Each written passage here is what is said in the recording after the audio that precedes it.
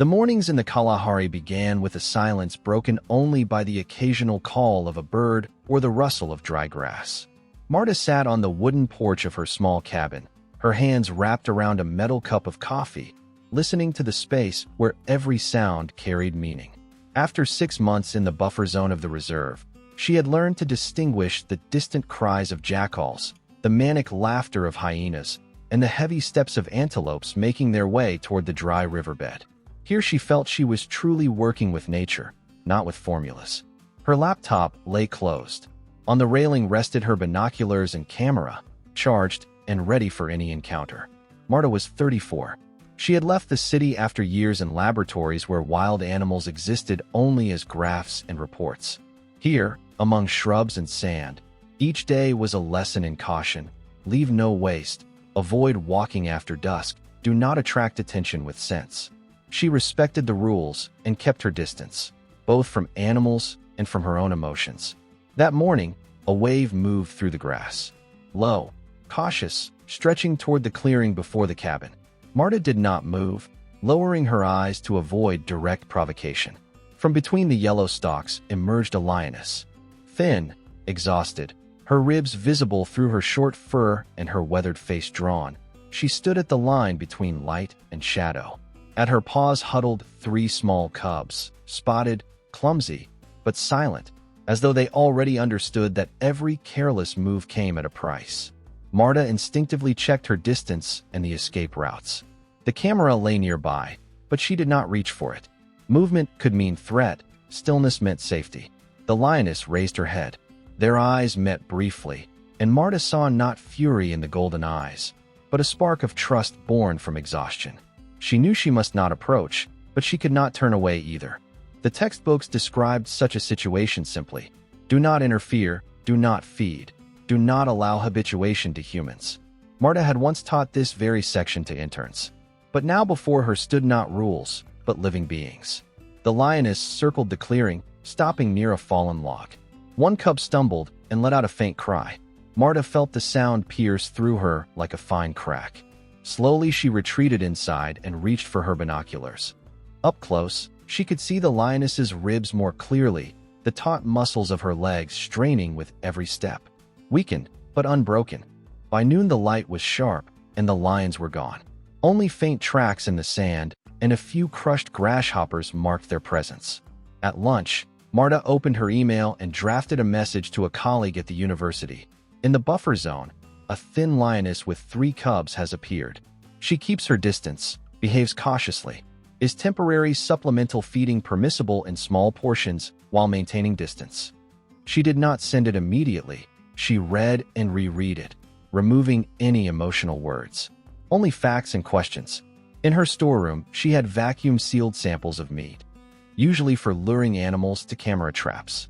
Marta selected a few small pieces, pulled on gloves, took a long stick, and walked toward the old riverbed, far from the cabin.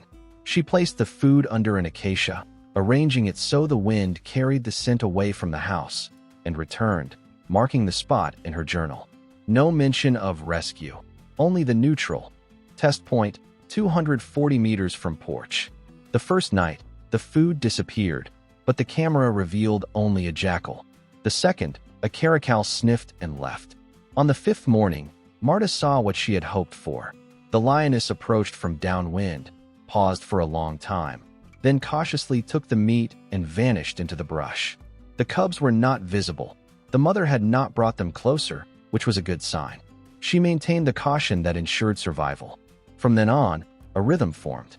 Once or twice a week Marta left a small portion, always changing the location so no fixed route would develop. She kept cold records: time, wind direction, tracks, presence of other predators. Sometimes the food remained untouched. Then she rejoiced, imagining a successful hunt. Sometimes the camera captured only the swish of a tail or the gleam of eyes in the dark. It was enough to know they were near, but the boundary held. On the 8th day, Marta stepped onto the porch during a visit. She stood with her body blending into the wall's shadow, lowered her arms, and spoke softly in half-whispers. Not words of meaning, but tone. I am no closer than the wind. The lioness stopped 30 paces away, lifted her head, inhaled the air, and sat down. No growl, no rush. Only a steady gaze free of hostility. Then she took the food and left. The reply from the university arrived that evening. Minimal supplemental feeding is acceptable if it does not become regular. Minimize contact. Do not bring food near dwelling. Monitor the lioness's behavior and the reaction of other species. Marta printed the response and pinned it above her desk. She repeated those points like a prayer, ensuring her cool head would not lag behind her warm heart. The following days brought subtle changes. The lioness appeared more confident, yet still kept her distance. She emerged from the same direction, circled into the wind, sometimes sitting to stretch her limbs. Somewhere in the brush the cubs rustled, their faint cries answered by their mother's low, reassuring call. By their tracks, Marta noted the cubs were growing, their steps becoming firmer. When heavy storm clouds appeared on the horizon, Marta built a simple shelter at the edge of the clearing, 3 posts and a canvas roof, so rain would not wash away the scent and draw the lioness closer to the cabin. She placed it where the approach path bypassed the camera, a space of quiet, without the flash of infrared light. In her journal she wrote, Shelter A, 280 meters, heading 110 degrees. Purpose, stabilize distance. The storm broke that night. Thunder shook the windows. Torrents of rain carved the sand into sticky ribbons. Marta did not sleep, listening to something knocking against the fence, the wind tearing at the canvas. At dawn she found heavy, rain-washed tracks near the shelter and smaller prints alongside them. The food was gone. It meant the family had endured the night and found their way. That evening, as the clouds tore into pink shreds, the lioness returned. She took a small portion, then laid down on the sand for a moment, resting. Marta stood on the porch, still, counting her breaths. She longed to take a picture. The sunbeam gliding over the fur made it glow like copper, but she held back. A photograph could wait, trust could not. That night, before extinguishing the lamp, Marta reread the rules and added one more of her own. Help does not mean closeness. She recalled the lioness's gaze, neither submissive nor hostile, but weary and restrained. It was the look of one who accepts aid but does not allow dependence. Tomorrow Marta would go to the shelter again and leave a small portion downwind. If the lioness came, it would be her choice. If not, even better, it meant the hunt had succeeded. The Kalahari cooled after the storm. The sand still held the day's warmth, and the darkness smelled of wet earth. Marta lay down to sleep, listening to the tick of the old clock and the distant cries of unseen birds. At some point, she thought she heard a soft step pass by the wall. She did not check. Some things do not need confirmation. Their silent pact already existed, fragile as grass after rain, yet real.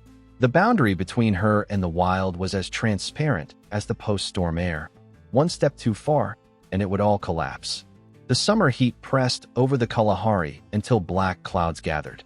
Marta sensed the storm's violence before dusk, when rain hammered her cabin and lightning split the sky. For 3 days the savannah drowned under torrents, gullies became rivers, and Marta lay awake imagining the lioness and her cubs fighting to survive. When the storm finally eased, Marta found tracks near the food shelter. Relief turned to dread. Only the lioness's prints remained. That afternoon, a strange scratching sounded at her porch. She looked out and froze. The lioness stood there, soaked and trembling, with 2 cubs at her feet. One stirred weakly. The other lay nearly motionless, leg bent at a terrible angle. Marta cracked the door. The lioness retreated slightly, but did not flee. Her amber eyes met Marta's. Desperation, not threat. Marta knelt. The injured cub barely breathed. Its sibling licked its ear, as if urging it to stay alive. Marta's mind raced. The animal had broken every instinct to seek her help. Turning away would mean betrayal. She called Dr. Eric, a trusted veterinarian. His verdict was grim. The cub needed treatment immediately. Marta pulled on gloves, grabbed a blanket and a carrier, and returned outside. She placed a morsel of meat at the edge of the porch. The lioness hesitated, torn, but edged toward it. Marta seized the chance, wrapping the limp cub and lifting it into her arms. The lioness cried out, pacing but holding back. Step by step, Marta retreated inside. She laid the cub in the carrier, the mother watching intently from the threshold. The message in her gaze burned into Marta, both a plea and a warning.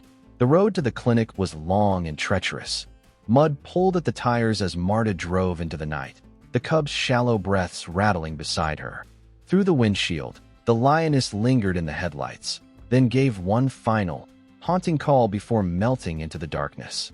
Marta whispered urgently to the small body in the box, "Hold on."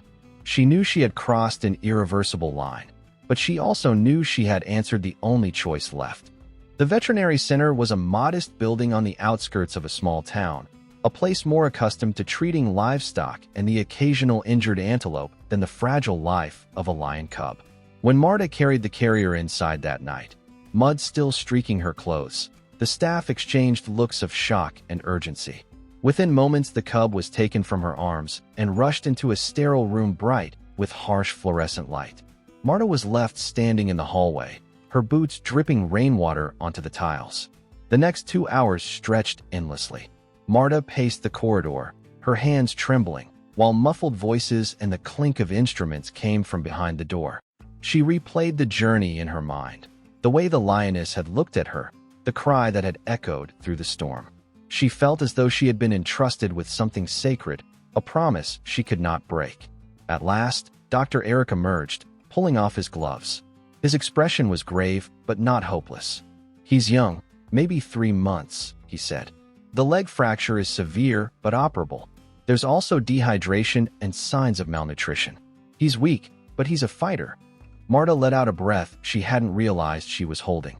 The cub had a chance. In the days that followed, Marta returned again and again to the center. Each time she found herself lingering by the observation window, watching the small form curled under heat lamps. The staff moved carefully around him, limiting their voices, using specialized feeding tools to avoid creating associations with human hands. They explained the importance of minimizing contact. If the cub was ever to return to the wild, he needed to retain his natural instincts. Marta nodded, but her heart pulled in another direction. The cub soon earned a name in Marta's thoughts, Kibbo, meaning hope. She never said it aloud in front of the staff, but when she sat by the glass, whispering softly, the words slipped from her lips.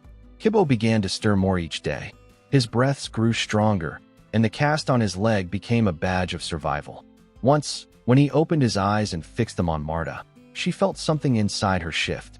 It was not the gaze of a domestic creature, but it held recognition all the same. Weeks passed. Kibbo grew steadier, his appetite returning, his coat beginning to shine with health. The center staff were diligent, rotating caretakers, ensuring no single human became a figure of dependency. But Marta's visits became part of his rhythm. He would lift his head at the sound of her footsteps, a flicker of awareness sparking in his amber eyes. Marta knew she was breaking her own rule, yet she could not keep away. At night, back in her cabin, Marta listened for sounds in the darkness. Often she heard them, the low, rolling calls of the Lioness. Sometimes closer, sometimes faint in the distance. The sound pierced her like an unanswered question. The mother had not abandoned her territory, nor forgotten her missing cub. Marta stood on the porch in the moonlight, whispering words carried uselessly into the night. "He's alive. He's fighting." Her journal filled with conflicting entries. One page held careful notes on Kibbo's weight gain and mobility, written in the detached tone of a scientist. The next page carried confessions of her guilt, her fear of failing the Lioness's trust, and her secret joy at watching the cub heal. She was both observer and participant, scientist and guardian, and she no longer knew where one role ended and the other began. Dr. Eric noticed. One afternoon he stood beside her at the window, arms folded. "You're attached," he said simply. Marta bristled, ready to protest, but the look in his eyes was not judgmental. "That's not unusual," he continued. "But you must understand, even if he survives, reintroduction will be difficult. He may already be imprinting." The word struck Marta like a blow. Imprinting meant dependency. Dependency meant captivity. That night she dreamt of the Lioness pacing outside her cabin, her amber eyes fixed accusingly on Marta through the glass. In the dream, Marta opened the door to call out, but no sound came. She woke with her heart pounding, the cry of a cub still echoing in her ears. By the end of the month, Kibbo could walk on his mending leg, though with a slight limp. The staff cheered his progress, speaking of possibilities, rehabilitation enclosures, eventual release programs. But always the caution remained. Too much human presence could ruin everything. Marta promised herself she would step back, but the very next day, she found herself again at the window, her palm pressed to the glass as Kibbo leaned against the opposite side. The bond was undeniable. Whether it was a bond that would save him or doom him, Marta did not yet know. She only knew that a line had been crossed the night the lioness brought her cub to the porch, and every step since had carried her further into uncharted territory. Somewhere in the savannah, a mother still waited. And here, behind sterile walls, her son learned to survive, his amber eyes filled with a fragile hope that tethered Marta's heart as firmly as any chain. By early spring, the assessments were clear. Despite every precaution, Kibbo had grown too accustomed to human presence. He no longer startled at voices, and though his instincts remained, the fear that ensured survival in the wild had dulled. Marta listened as the panel of specialists spoke in measured tones. The conclusion was unavoidable. Release was no longer possible. Kibbo would not survive in a pride, nor could he fend for himself entirely alone. Marta's chest tightened at the words, even though she had expected them. There was, however, another path. Marta had already begun the process weeks earlier, filing the paperwork for a private rehabilitation enclosure. She threw herself into the project with a determination that surprised even her. Contractors were hired to clear part of her land, building high mesh fencing that blended with the landscape. Inside, she insisted on keeping natural features, acacia trees, rock piles, and even a shallow artificial stream fed by collected rainwater. She wanted it to feel less like captivity and more like a refuge. The day of transfer arrived heavy with tension. Kibbo, larger now, his coat shining with health, paced restlessly in his transport crate. Marta stood back as Dr. Eric and two staff members secured the doors and rolled the crate into the enclosure. Her palms were damp, her breath caught in her throat. When the gate finally opened, there was a long pause. Kibbo sniffed the air, one paw sliding tentatively onto the grass. Then, with a low rumble, he stepped out, his movements cautious but strong. Marta watched, tears pricking her eyes, as he explored. He padded toward the trees, inspected the rocks, then circled back to the stream. When he splashed a paw into the flowing water and jumped back with surprise, she laughed despite the tightness in her chest. This was his space now. Not the wild, not freedom, but safety. That night, Marta could hardly sleep. Every sound from outside, the rustle of leaves, the call of a nightjar, made her rise and check the enclosure. Each time she found Kibbo curled beneath a tree or prowling the perimeter, his eyes gleaming in the moonlight. Her heart ached with pride and sorrow all at once. 3 days later, near dusk, Marta stepped onto the porch and froze. At the edge of the clearing, half shadowed by the forest, stood the lioness. She was leaner than before but strong, her posture regal and steady. She moved slowly along the line of the fence, her gaze fixed ahead. Kibbo, sensing her presence, emerged from the undergrowth. He approached the mesh cautiously until the two lions stood face to face, separated only by the barrier. For a long time, neither moved. Marta stood at a distance, afraid even to breathe. The lioness lowered her head slightly, and Kibbo mirrored her gesture. It was not reunion in the true sense, yet something passed between them, recognition, acceptance. Marta's vision blurred as tears welled. Against all odds, the mother who had once placed her cub on a human's doorstep now stood here, acknowledging what had become of him. As the last light drained from the sky, the lioness turned and melted back into the forest. Kibbo lingered at the fence a while longer before retreating to his tree. Marta remained where she was, overwhelmed by the bittersweet weight of the moment. The promise she had made months ago could never be fulfilled exactly as intended, but perhaps this silent meeting was its own kind of truth. The seasons shifted gently in the Kalahari, and with them, the rhythm of life around Marta's cabin. Kibbo grew rapidly, his limbs lengthening, his frame filling with the promise of the adult lion he would one day become. He prowled the enclosure with a confidence that had once seemed impossible, his golden coat gleaming in the sun. Marta kept her distance, as the protocols required, yet she found herself watching him for long stretches of time, marveling at how far they had both come. The lioness's visits became rarer as months passed. Where once she appeared at the clearing every few days, now weeks stretched between sightings. Yet each time she did come, it was purposeful. She would circle the perimeter of the enclosure, her amber eyes sharp and calm, as though checking that Kibbo was still there.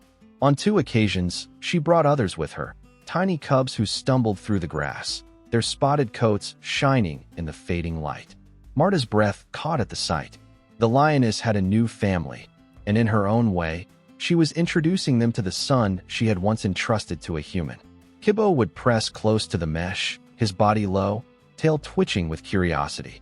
The lioness never lingered long, but the exchanges were unmistakable, a silent communion, a recognition of kinship that could not be erased by circumstance. Marta, watching from the porch, often felt tears prick her eyes. This was not the reunion she had once promised the lioness, but perhaps it was something deeper. The mother had not turned her back on him. She acknowledged his place, even here behind the fence. In the quiet evenings, Marta began to write. At first, it was notes and observations, but gradually the words became something more. She wrote about the first time she saw the lioness at the edge of the grass, about the storm that had nearly swept everything away, about the fragile cub on her porch. She wrote about trust, the kind that defied instinct and crossed the ancient divide between human and wild. The pages grew into chapters, and the chapters into a book. She titled it not with Kibbo's name, nor her own, but with a single phrase, the promise of trust. As she wrote, Marta realized that the greatest gift was not the survival of one lion, but the bond itself. The lioness had chosen her, in a moment of desperation, and Marta had answered. That bond had changed everything. Her work, her understanding of conservation, her place in the fragile balance of the savannah. Kibbo's story was part of it, but it was the lioness's choice that gave it meaning.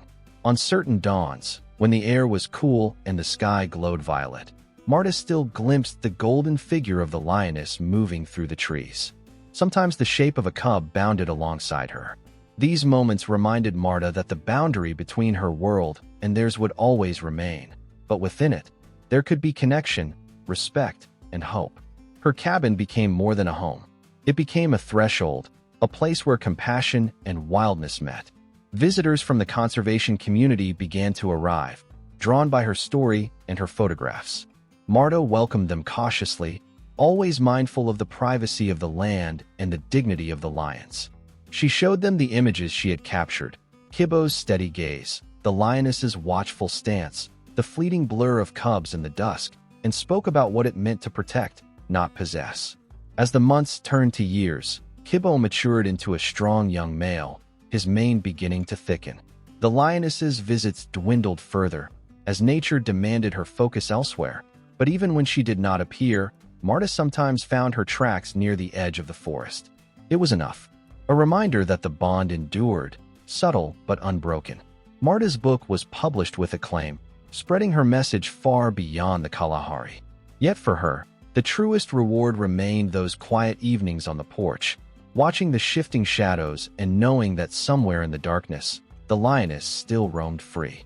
Her trust had been the most fragile gift, and Marta carried it like a torch. In the end, the promise was not about keeping Kibbo wild or giving him freedom he could never reclaim. The promise was about honoring the faith placed in her by a creature of the savannah. That faith had shaped both their lives, binding them together across the invisible line between two worlds. And as Marta listened to the calls of lions echoing under the stars, she knew the story was no longer hers alone.